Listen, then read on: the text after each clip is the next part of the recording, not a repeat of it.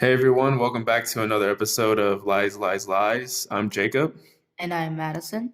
Thank you for joining us today. We got something really excited lined up for you. A deep dive into the captivating world of psychology and cinema, all centered around the thought-provoking film The Farewell. So grab your popcorn and settle in because we're about to take you on a psychological tour into the depths of the farewell.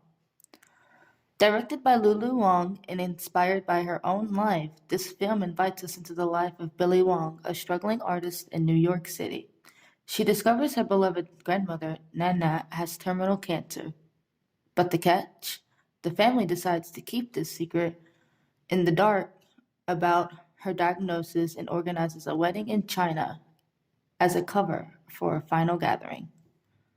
Once in China, Billy wrestles with the cultural differences and the weight of the family's decision. Tensions bubble up as they prepare for the wedding festives. Amid it all, Billy forms a special bond with Nana but grapples with the moral dilemma of keeping such a significant secret. And as the wedding day approaches, emotions run high. The family celebrates, but underneath that joy, there's a palpable sadness, knowing their time with Nana is limited. Billy shares heartfelt moments with her grandmother, expressing love and gratitude before they bid her farewell. Directed by Lulu Wang, as mentioned before, The Farewell beautifully explores themes of love, loss, and the complex dynamics of family. But it's not just about the story, it's about the psychology behind it all. And through this, we will see layers of deception and the impact it has on individuals and relationships. So buckle up as we unravel this intricate thread of the farewell. Yeah, so Madison, what did you think of The Farewell? It was definitely impactful, has some cultural accountability in there as well, and very, very morally gray. Yeah, absolutely. I was really struck by how it tackled the topic of deception, especially within the context of Chinese culture. Right? And the film really blurs those lines between what we might consider to be white lies and genuine actual deceit. Again, it's a whole gray area. Definitely. And it's not just about the character's motivation, it's also about how cultural beliefs and practices shape their attitudes towards honesty and secrecy. No, exactly. And I think that's part of the reason why this particular film strikes a chord with people around the world. In some form or fashion, we can all relate to the complexities of navigating lies and deceptions within our own lives. Yeah, I mean, I 100% agree with you. And drawing on insights from not just psychology, but sociology and anthropology helps us understand those cultural nuances even better. Honestly, I couldn't have said it better myself. I mean, think about how different communication styles and concepts like face saving comes into deceptive behavior. It's all very fascinating at the end of the day. Yeah, and honestly, we can't forget about the ethical implications of cross-cultural lying and deception. I mean, it really makes you consider how misunderstanding can arise in intercultural interactions. But it's not all doom and gloom. There are ways to navigate this cross-cultural communication with honesty and respect and building that mutual understanding and trust. I couldn't agree more. So, whether you're a movie buff obsessed with The Farewell or simply fascinated by the nuances of cultural interactions, be ready for an engaging discussion on this universal themes within truth, deceit, and cultural dynamics. But first, before we get into all that jazz, we first have to define what is lying and deception within this context. And it's true, while isn't a one size fits all definition of lying, the Stanford Encyclopedia of Philosophy, sorry, offers us a valuable insight. Now, according to their research, lying is defined as making a false statement with the intent to deceive, with four key components. Making the statement with the intent to deceive. Statement must be believed by a false speaker. It must be directed at another person, and the intent for other people to believe the false statement. Yeah, and also to include not just for lying, but the deception, especially when it's covered in the Stanford Encyclopedia of Philosophy. Their idea within dividing deceptionism versus non-deceptionism follows certain components.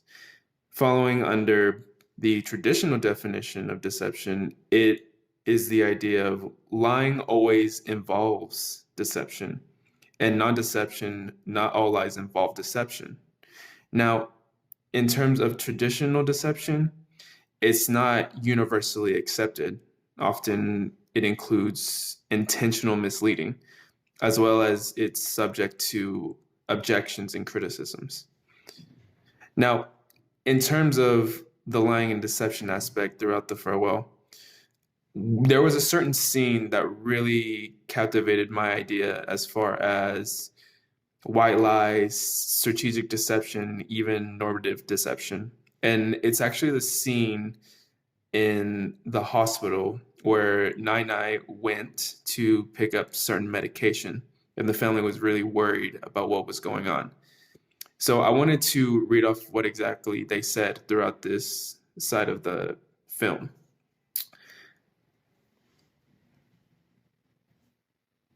But oh yeah, no, I know exactly what scene you're talking about with the hospital and whatnot. Yeah. That gotcha. Yeah. All right, go for it. Go for it. Okay, so just for context, this scene is an interaction between Billy and the doctor. His name is Dr. Song. So let's kind of evaluate what happens. So Billy simply asks, "How bad is she? Tell me the truth." Dr. Song replies that the cancer is quite advanced. Billy responds by saying, "Don't you think you should tell her?" Dr. Song replies by saying, "It's complicated. In her situation, most families in China wouldn't tell her. When my grandmother had cancer, my family also didn't tell her." Billy registers this with surprise. "Don't you think it's wrong to lie?" Dr. Song replies by saying, "It's not really a lie if it's meant for good." "Is it still a lie?" Dr. Song says, "It's a good lie." Billy doesn't understand the idea of his good lie. Good for what? Billy simply responds, "And how is your grandmother?" Dr. Song replies by saying, "She passed away a few months ago after her diagnosis." This affects Billy, and Hyen also registers this. You know, it's really interesting to think about Dr. Song's decision to keep Nai in the dark about her illness. Some might say it's just a little white lie meant to spare her from this pain of knowing she's sick. But when you dig deeper into that scene, it brings up some pretty big questions about honesty and respect for someone's autonomy.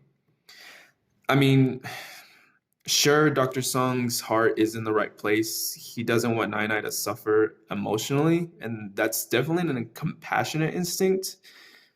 But at the same time, it's like he's walking a fine line between telling a white lie and straight up deceiving her. By controlling the information she knows, he's kind of manipulating the situation to get the outcome he thinks is best. And then when you throw in the cultural factor, it's even trickier, complex. In a lot of East Asian cultures like Nai's, family harmony is this huge ordeal. There's this idea of filial petty, where you're supposed to put the family's needs above your own, even if it means bending the truth a bit. So Dr. Song's decision isn't just about him and Nai, it's about navigating this whole network of cultural expectations and obligations. It's a real heart scratcher in a way, trying to balance the idea of compassion, honesty, and cultural values all at once. But I guess that's the thing about life. It's rarely as simple as just telling the truth or keeping a secret. Now, in terms of strategic and normative deception, when we're looking at the farewell, it's like peeling back layers of complex emotional stages. And within Dr. Sung's decision to keep Nai Nai in the dark about her diagnosis, you're not just hiding the truth, it's a whole strategy aimed at keeping her emotionally stable. And the fact that it's playing a delicate balancing act, trying to shield Nai Nai from the pain while keeping things as normal as possible. But this is where things get really interesting. This isn't just about kindness versus keeping secrets. It's about who gets to call the shots when it comes to someone's health. As I mentioned before, Dr. Sung might genuinely care about Nai Nai, but that does give him the right to decide what she knows about her own condition.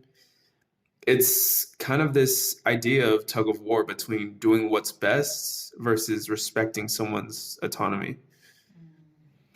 And if we zoom out for a second, this isn't just a family drama, it's a cultural exploration too. Mhm. I mean, we're looking at this in the essence of the Chinese culture.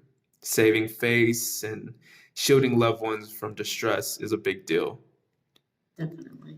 And I think with Dr. Song isn't just acting on his own beliefs, he's swimming in a sea of like these societal expectations where family harmony triumphs individual rights. So when we watch The Farewell, we're not just spectators, we're forced to really confront our own beliefs about truth, empathy, and how much we're willing to really intervene when someone we care about is truly hurting. It's this journey throughout the film that's messy and is a tangled web of human relationships where there are no easy answers, but it has a lot of tough questions about illness, morality, and the ties that bind us. And, you know, when Dr. Sung brought up the whole thing about how Chinese families sometimes keep terminal illnesses from the patient, it really got me thinking. And coming from a Western culture, it's wild how Eastern culture or any culture in general can shape our behavior in such intimate ways, especially when it comes to family health, right?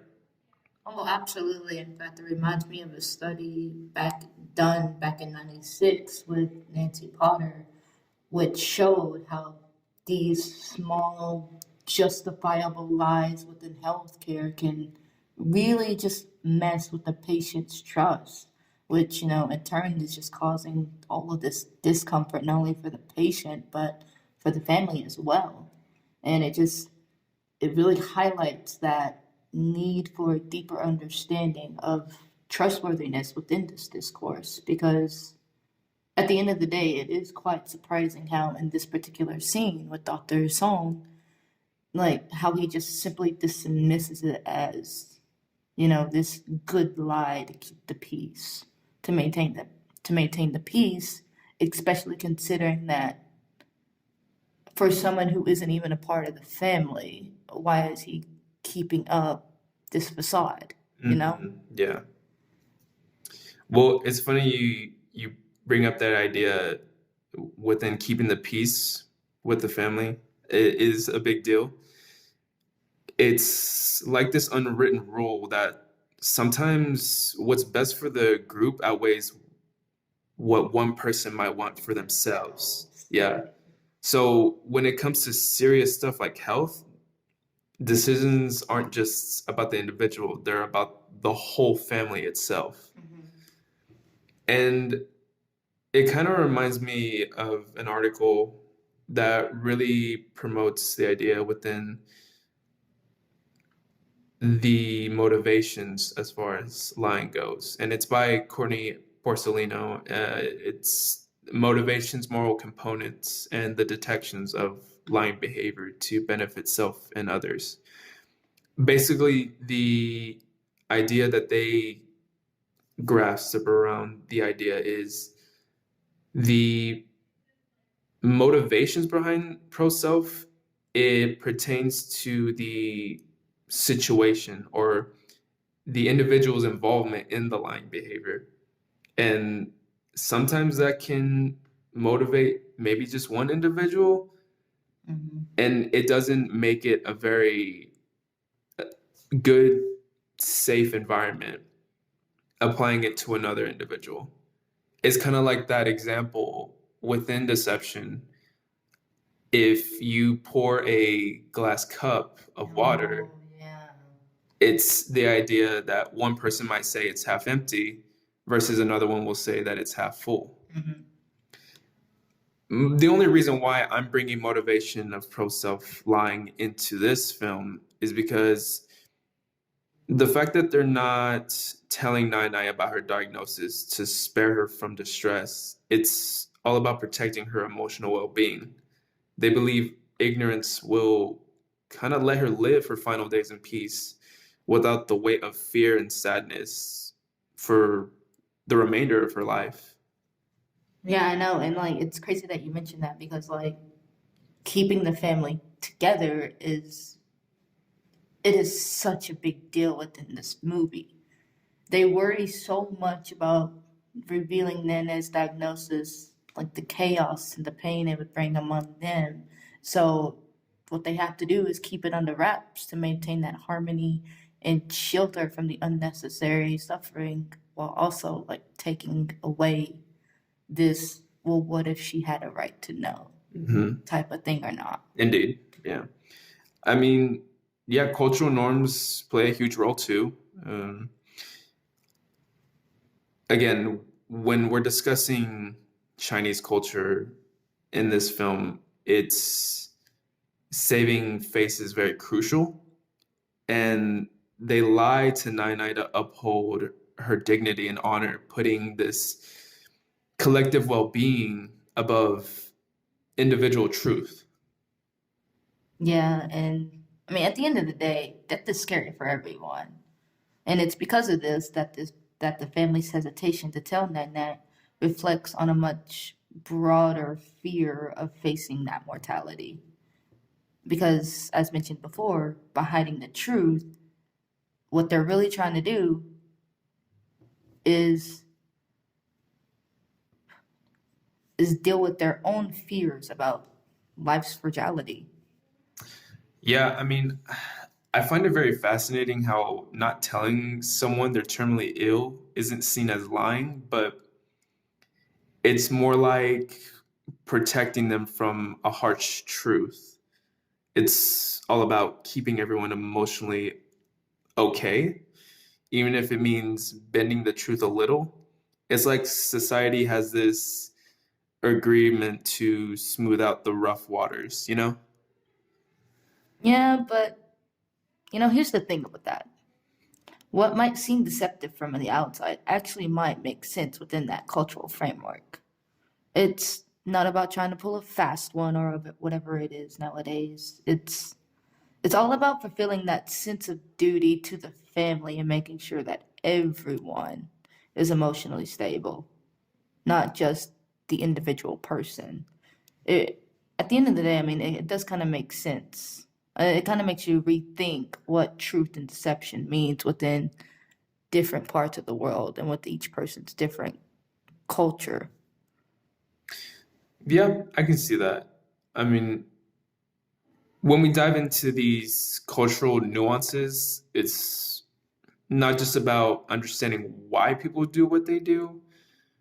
Maybe it's more about realizing that different cultures have their own ways of navigating tricky ethical waters.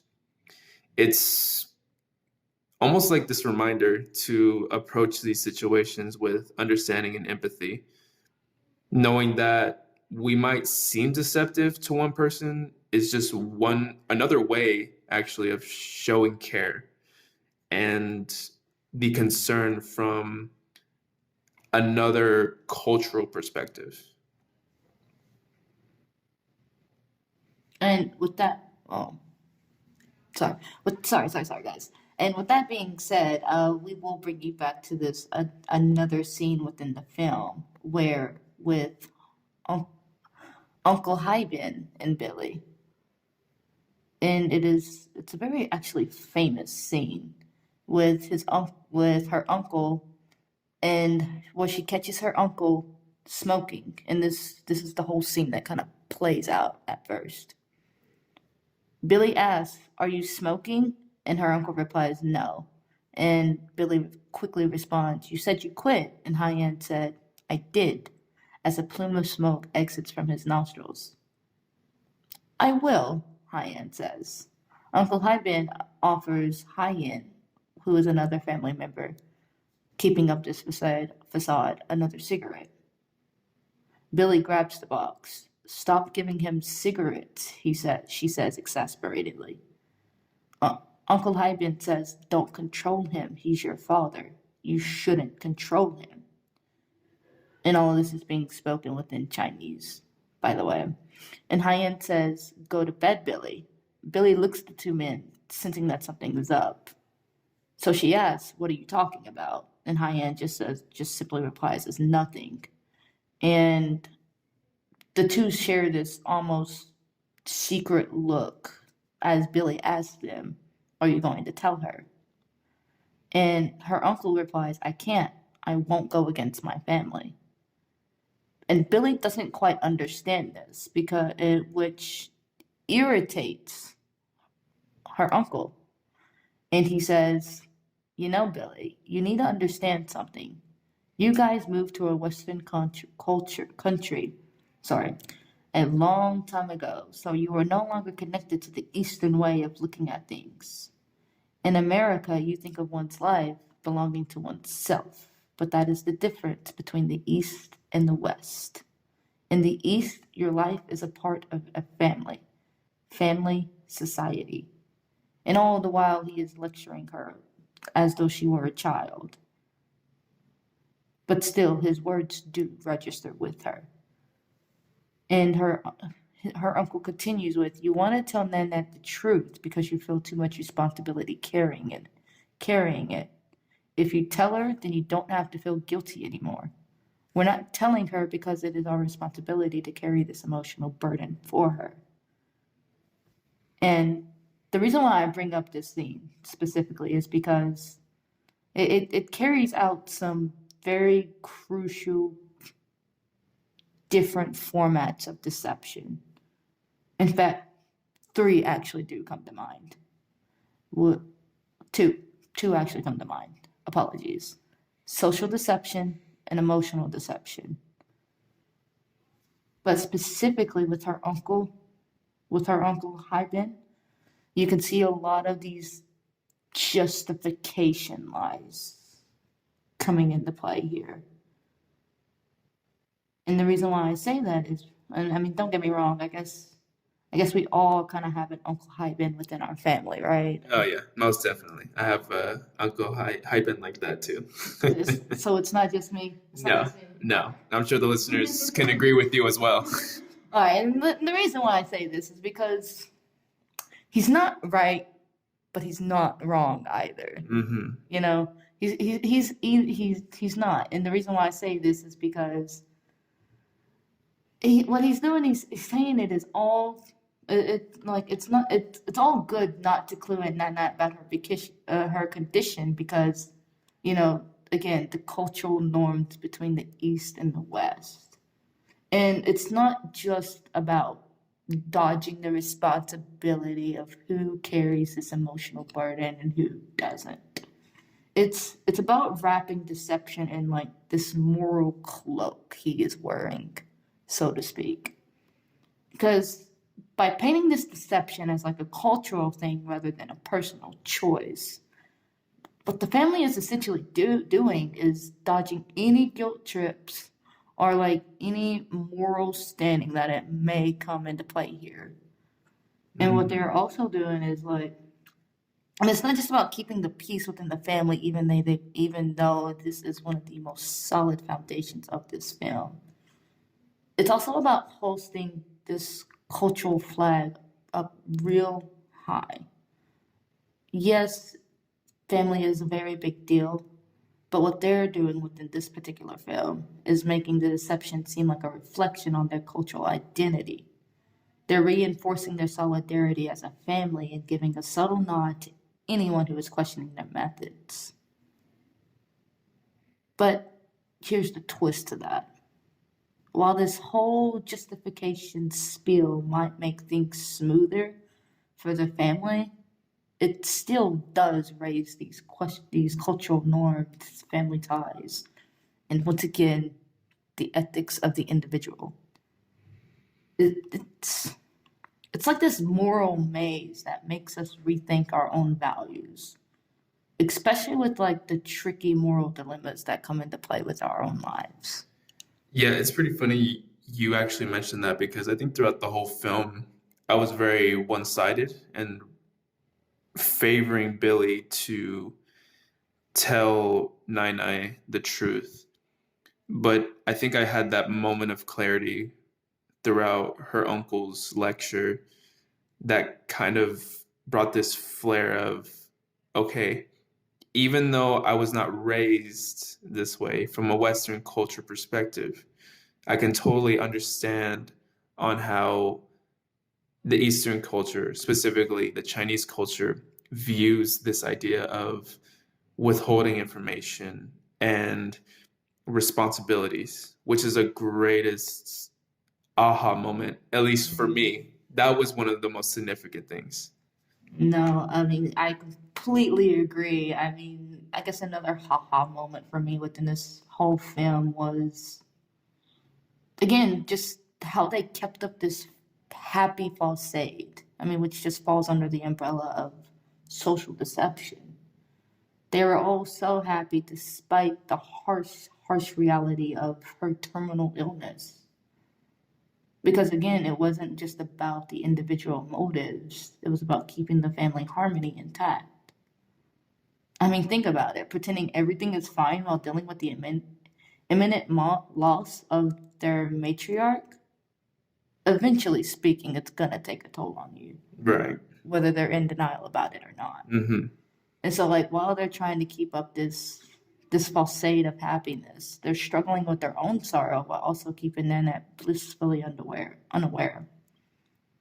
And it's just not about putting on this big elaborate show. I mean, this type of deception, it goes deeper into the dynamics of family ties, family unity. I mean, the family's united front stems from a desire to shield Nanette from pain. I mean, it's true. It's just and at the end of the day, it is a testament of their love and sacrifice. I mean, but once again, on the other side of the coin, it also sparks some very serious ethical questions. Because sure, once again, they are trying to protect her in the best way that they know how, but they're also taking her away from the reality of the situation, denying her of that autonomy and whatnot, you know? Yeah, I 100% agree. And it's like, while their hearts might be in the right place, this kind of deception does force us to ponder, like, where honesty ends and the consequences of secrecy actually begin. You know? Yeah, and also too, you can, as you mentioned, their hearts may be in the right place, but throughout the film, you really kind of see this very high level of emotion when it comes to from beginning to end.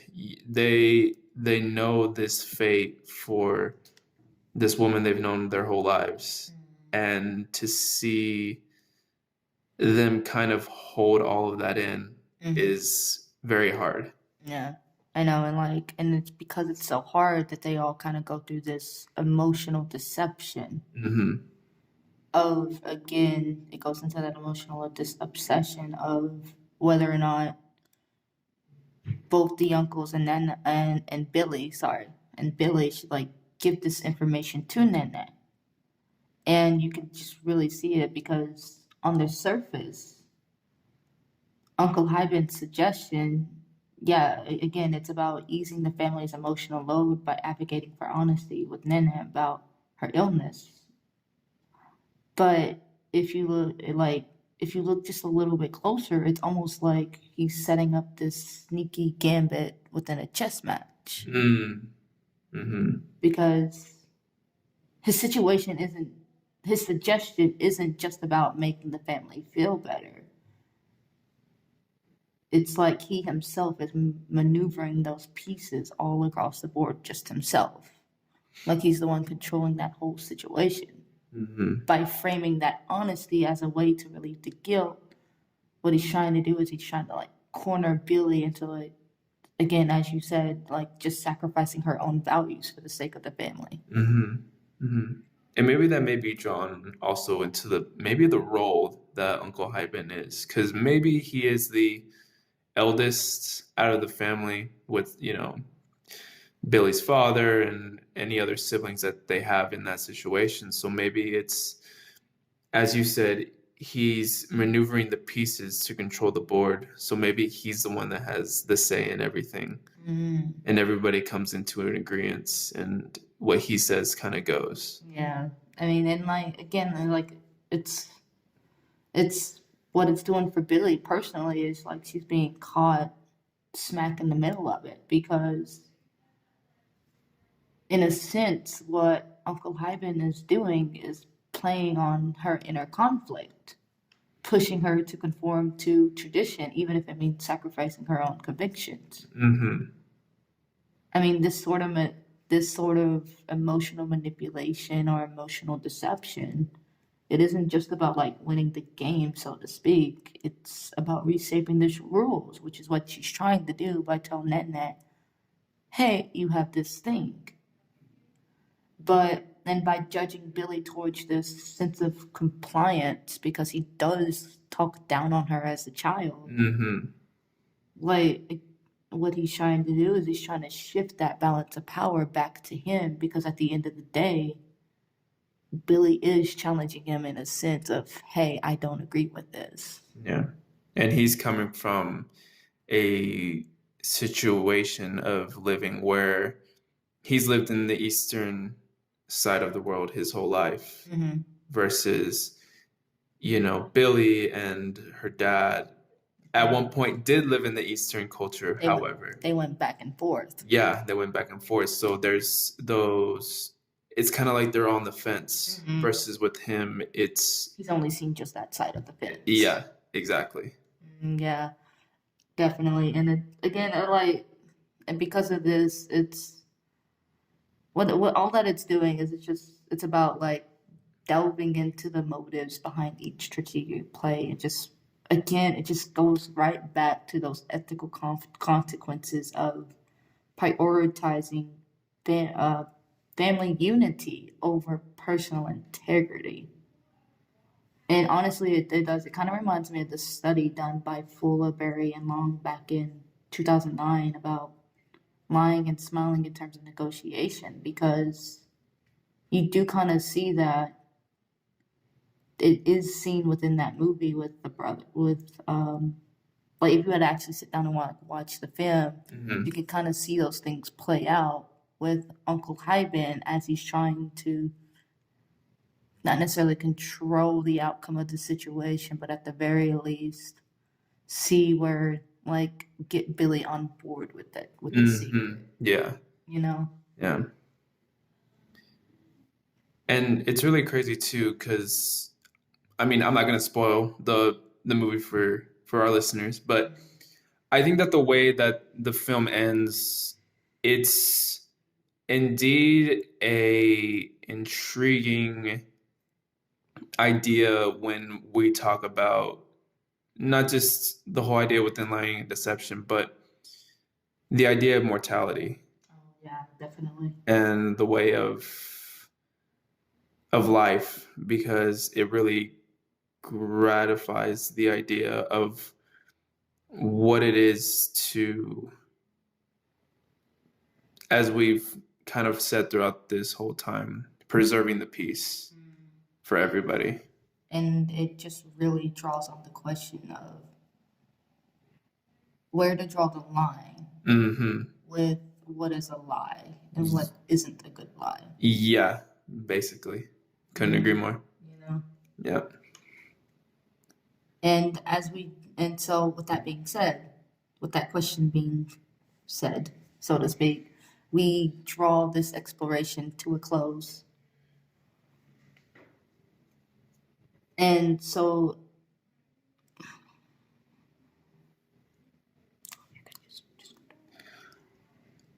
I mean, throughout our discussion, we uncovered the intricate layers of familial bonds, the cultural influences, and the profound impact that involves dishonesty, pulling from individuals and relationships.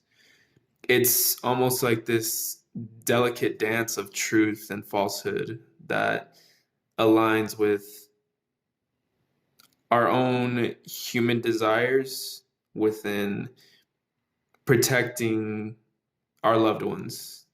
And really, the farewell offers a profound idea on the nature within lying and deception. And I don't mean to be corny about this, but don't you do it. as we bid farewell Oh, you did it. to this cinematic journey, I'm sorry, I had to. Of course you did. We are just gonna be reminded that the exploration of lying and deception is not merely confined to the realms of fiction, but it just holds this deep relevance to our understanding of human behavior, especially in psychology. And between me and Madison's reflections on this film, it's going to continue not just our listeners, but viewers to spark this meaningful conversation and inspire this further inquiry into the fascinating interplay between psychology and the world of cinema. And after that corny joke. Again, I said I was sorry. Dad jokes. I'm sorry. Anyway, thanks for joining us with this exploration of the fell world, guys. Stay curious and keep digging into the layers of human interaction. This is Madison and Jacob. And we are signing off from Lies, Lies, Lies.